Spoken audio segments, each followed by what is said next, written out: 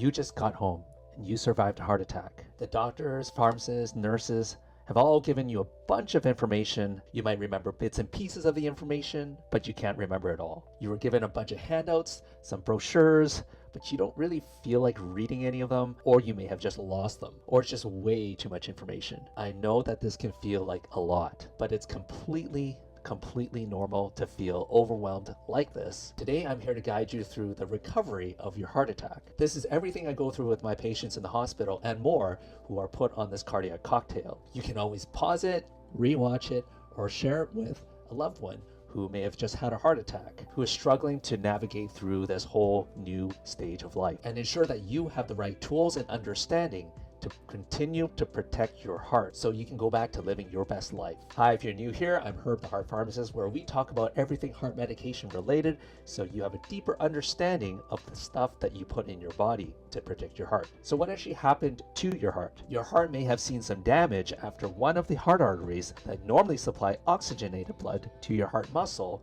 became blocked. The medical team got you stabilized, brought you to the cath lab, and helped you open up the narrowing with a balloon and a stent, which is like a small metal coil that helps to provide structure to keep it open. Now, the stent never goes away, but your body has a way of healing over it really nicely. Now, here is sort of an example of a stent, but a very, very blown up version of it.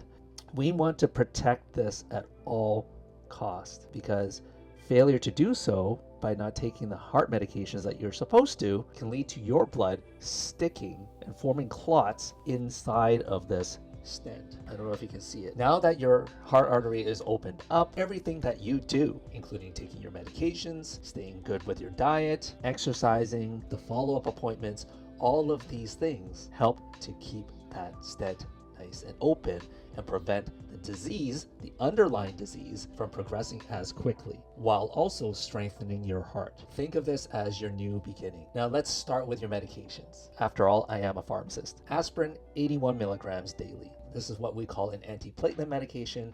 Some people refer to it as a blood thinner. Technically, it doesn't actually thin your blood. It just inactivates the platelets inside of your blood. Then we have what we call a P2Y12 inhibitor. This can come in the form of clopidogrel, ticagrelor, or prasugrel. These are medications that work together with aspirin to prevent clots from sticking inside of this metal coil. Then you have what we call a statin medication. We use atorvastatin or rosuvastatin because these are two of the most potent statins that we have on the market. We have a medication called an ACE inhibitor. Pril is the one that we typically use. So anything that ends with pril, for the most part, is usually what we call an ACE inhibitor. This helps your heart and your blood vessels to relax and help to slow the progression of the underlying disease. Beta blockers are something that we commonly will prescribe patients after a heart attack. However, in this day and age, in 2025, where we have access to putting stents into patients really quickly, the research is now suggesting that if your heart hasn't seen any significant damage, that perhaps you might not need to be put on this. So this is something that you need to double check with your heart doctor. Then you have something called a nitroglycerin spray that's on your prescription. This spray is only to be used on an emergency basis if you happen to have chest discomfort. I have a separate video on this and how to use this medication on an as needed basis in the video description below. So we talked about why it's so crucial to stay on top of the medications, particularly the blood thinners, to prevent stent thrombosis. We've had some individuals who's missed as few as I think 3 consecutive doses come back into the hospital with a blood clot within that stent. That it's incredibly important that you stay on top of these 2 medications in particular and that you take these without fail.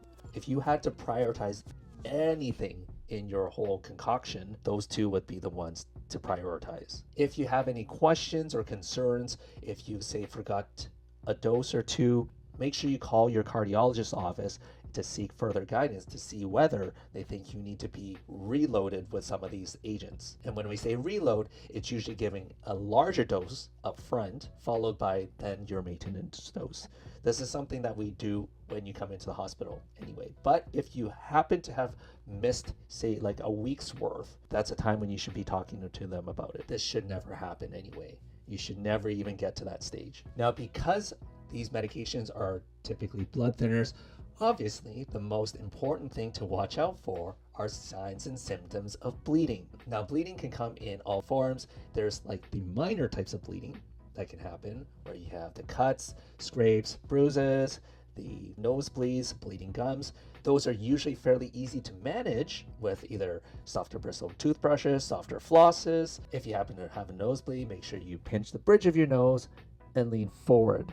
Don't lean backwards. You don't want to swallow or choke on any of that clotted blood. For any significant cuts, you can always compress and elevate for about 5 to 10 minutes. It should usually stop. But the type of bleeding that I'm more concerned of, for example, the ones that can happen anywhere along the digestive tract, in the bladder, it can happen up here as well. So the risk of these types of bleeding, even though they are quite dangerous, doesn't outweigh the benefit that you're getting from staying on top of the medication to prevent stent thrombosis. I usually tell patients, if you're feeling unwell and you feel like you need to vomit and you notice any brown coffee ground-like content, that could actually be clotted blood from, say, an ulcer. On the other end, if you happen to have any black tarry looking stool or blood in the stool, this is a sign that perhaps you've had some type of intestinal bleed. It's usually quite foul smelling and kind of wet and sticky. This is because when blood enters the lumen of your digestive tract,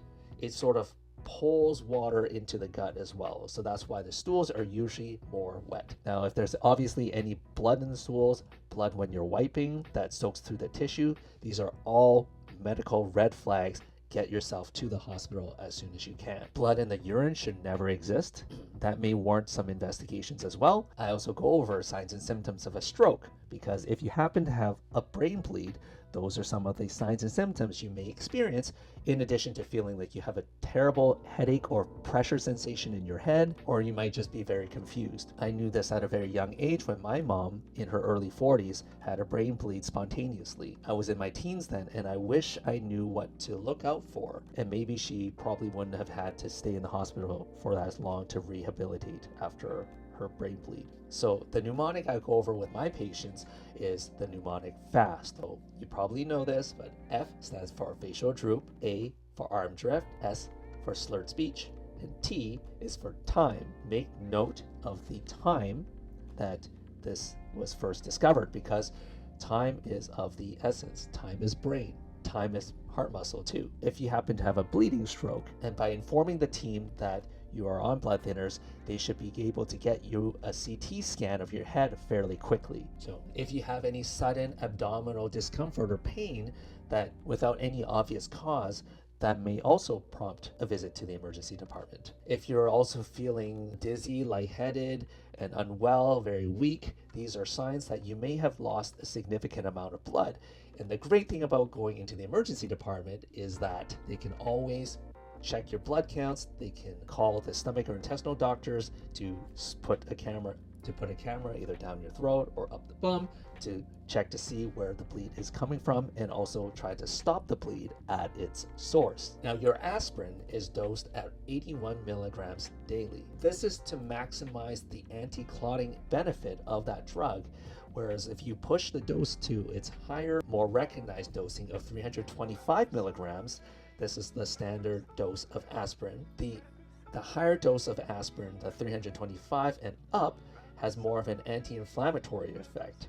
But at these doses, they carry similar issues with things like ibuprofen or naproxen. These are medications called non-steroidal anti-inflammatory drugs that we're supposed to avoid in patients like you now, because they also further increase bleeding risk. They also can affect blood pressure at high doses. They can also affect kidneys directly. These are all risks that we try to mitigate in post-heart attack care. This is one of those cases where less is more. Another symptom you may experience is shortness of breath. This is a side effect that some patients, about 15 to 20% of patients, may actually experience on the medication Brilinta, one of those P2Y12 inhibitors. Some patients might describe it as an air hunger type of sensation. So you're just lying there or sitting there not doing anything, but you just feel like air can't get into your lungs. When we see this happen on the unit, I always check the oxygen saturations. This is not something you have to do at home, but usually what happens is that the oxygen saturations are actually pretty good and they're fairly normal. It's just that the medication kind of tickles the nerves around the lungs and just causes that sensation. Now, some people will say, yes, it's fairly harmless, but the way I see it is that it can actually be quite anxiety provoking. It is worthwhile to discuss this with your heart doctor because it could provoke a lot of anxiety around, am I experiencing a heart attack right now? Because shortness of breath can sometimes be a symptom of lack of oxygen to your heart muscle as well. If this were to happen, make sure that you speak with your heart doctor to be switched over properly from one of these P2Y12 inhibitors to a cousin of it. Now let's talk about statins. Statins are incredibly powerful at lowering cholesterol and to prevent or slow down the progression of disease and to stabilize that plaque that's there. The most common type of complaints with statins are muscle aches, muscle cramping, and muscle weakness. Across all of the medical literature, they are usually mild and often go away with time.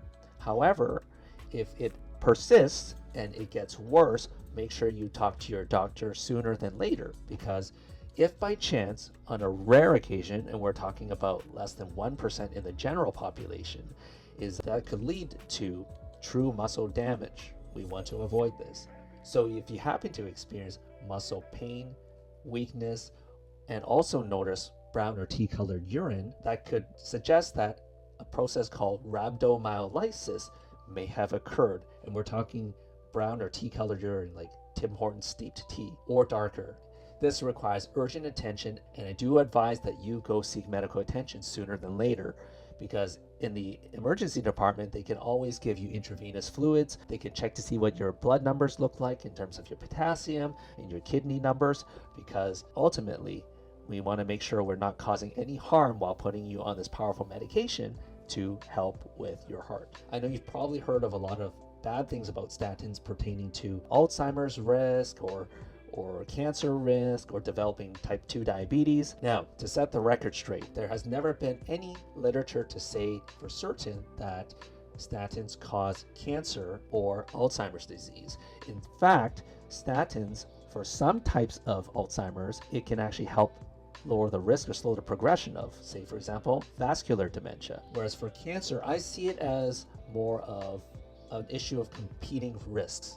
So if you live long enough for cancer to develop, you're more likely to see cancer show up in your life while being on a statin. So it's not that the statins cause cancer, but it's because people are living longer. Now, in terms of type 2 diabetes, we know that what the research now suggests is that for some reason, statins are associated with about a 9% increased risk for developing new diabetes, particularly in older patients. We're not exactly sure why this happens, but it's important to understand that even if you were to develop diabetes, is that we would eventually put you on a statin medication anyway because of the overall cardiovascular risk reduction with the statin. To put this into perspective, based on everything that we know, is that we would need to treat 255 patients for 4 years before one patient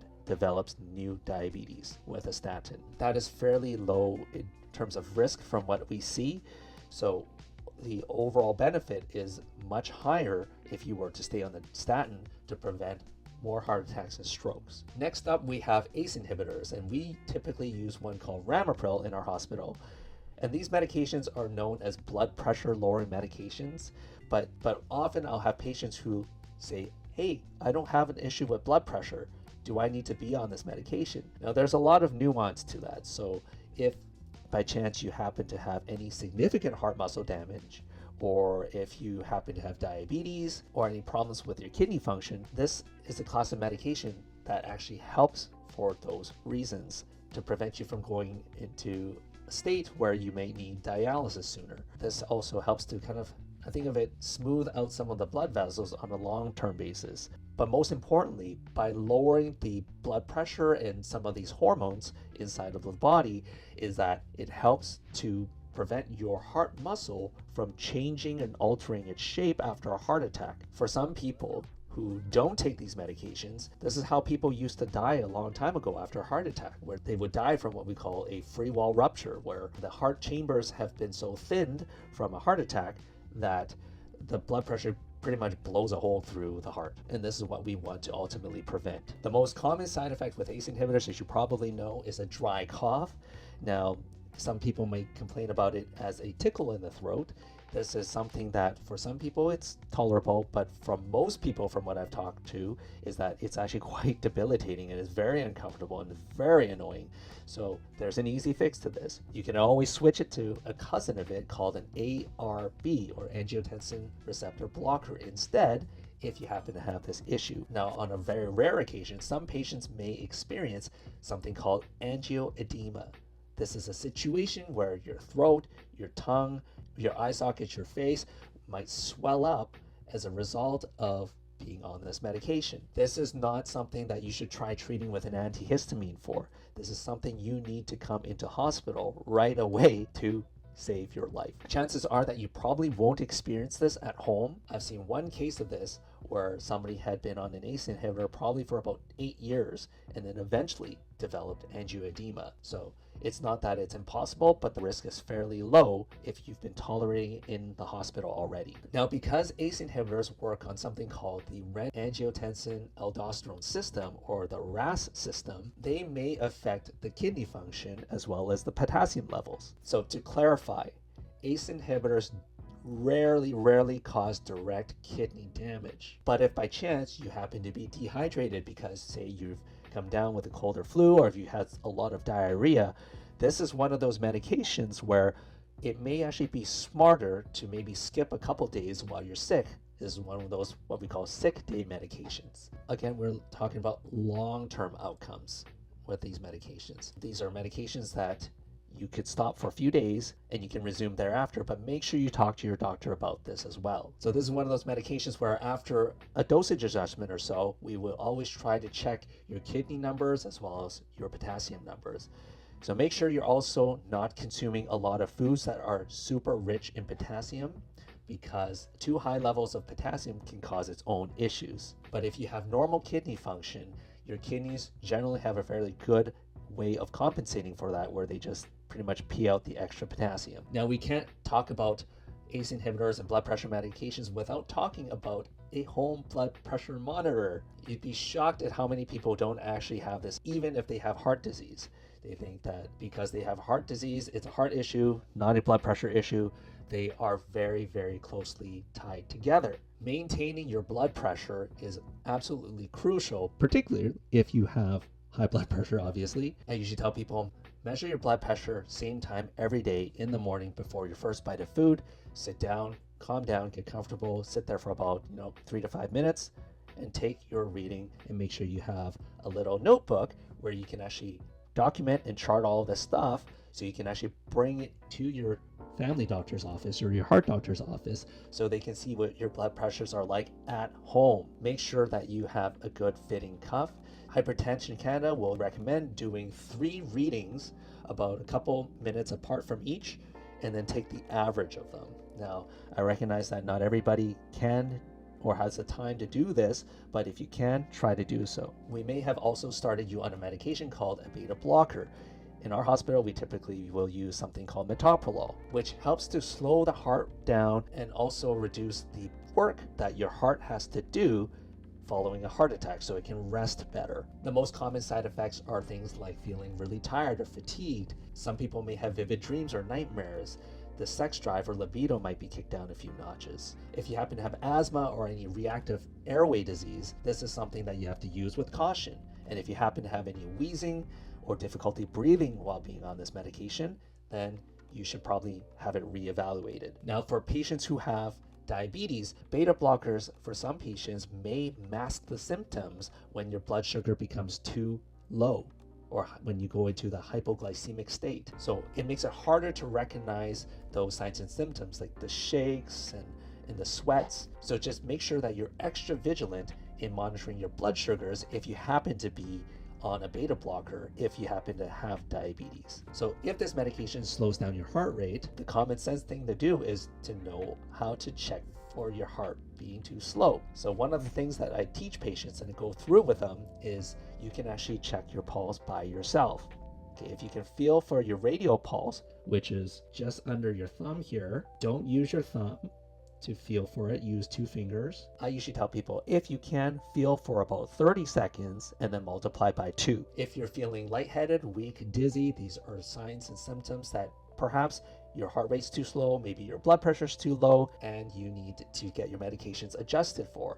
Make sure that you're not standing up too quickly from a sitting position or a lying down position, because that is associated with what we call orthostatic hypotension, where people can actually fall over and hit their heads and cause another more dangerous problem. Nitroglycerin, very quickly, before you use it, make sure you're sitting down. Never take this medication while standing up.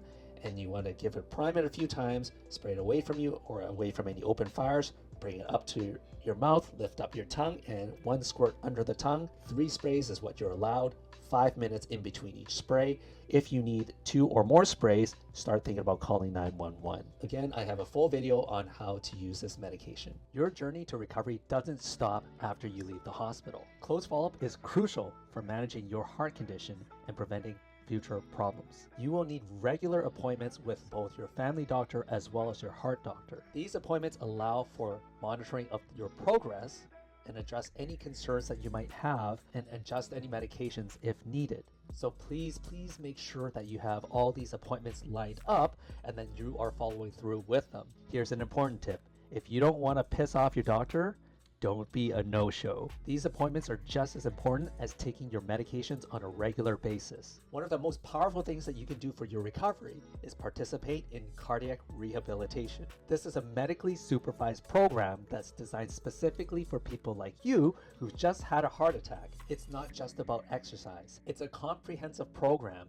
that includes a personalized exercise regimen, where you will typically start on a treadmill or a stationary bike that you are monitored on with your heart rate and blood pressure monitored. This helps you safely regain some of your stamina and build strength. You'll also receive guidance in terms of dietary recommendations for the right eating habits to lower cholesterol and lower blood pressure. There should be a component of stress management and emotional support. Studies consistently show that participating in cardiac rehabilitation reduces your risk of having another heart attack, which improves your quality of life, reduce symptoms of chest discomfort, chest pain, shortness of breath, and even help you live longer. It's a proven way to strengthen your heart and build confidence in your recovery. Ask your healthcare team to see how you can enroll in cardiac rehabilitation. We know that this is a lot of information to pile on top of you, and it's kind of unfair for us to just dump all of this on you right when you're about to leave the hospital.